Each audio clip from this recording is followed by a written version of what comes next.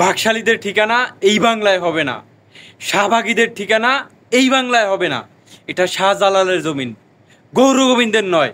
এটা কবি নজরুলের জমিন, এটা কবি রবীন্দ্রনাথের নয়। এইটা আল্লামা দেলোয়ার হোসেন সাইদির জমিন, তবে কোনো রাজাকারের নয়।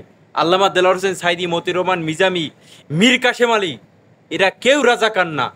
যদি কেউ এই বাংলায় আবার হাসিনা স্টাইলে কেউ রাজাকার বলে, কেউ রাজাকার ট্যাগ দেয়, হাসিনার বিচারটাকে যদি কেউ সমর্থন করে, তাদের অবস্থাও খুব খারাপ হবে। কারণ হাসিনা যে অন্যায় করছে, সেই অন্যায়টাকে যারা সাপোর্ট করবে তাদেরকেও দেখে নেওয়া হবে, তাদেরকেও আইনের আওতায় আনা হবে, তাদের বিচার করতে হবে। কারণ হাসিনা যে অন্যায়ভাবে তাদেরকে ফাঁসি দিয়েছে, হাসিনা যে জুলুম তাদের উপরে করছে, সেই জুলুমের বিচার এই বাংলায় হইতে হবে।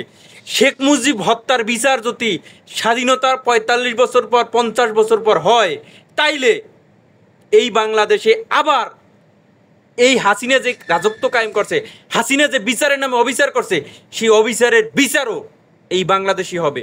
তাই শাহবাগীদের ঠিকানা এই বাংলায় হবে না, বাকশালীদের ঠিকানা এই বাংলায় হবে না, কথাটা মাথায় রাখবেন।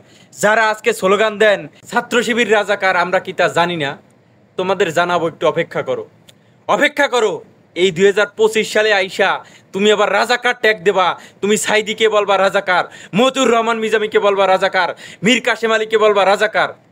এত দুঃসাহস দেখাইও না, এত দুঃসাহস দেখাইও না। ওই দাঁত ভেঙে দেব, ওই হাত ভেঙে দেব, ওই কণ্ঠ রুখে দেব যারা বলবা রাজাকার। সাবধান।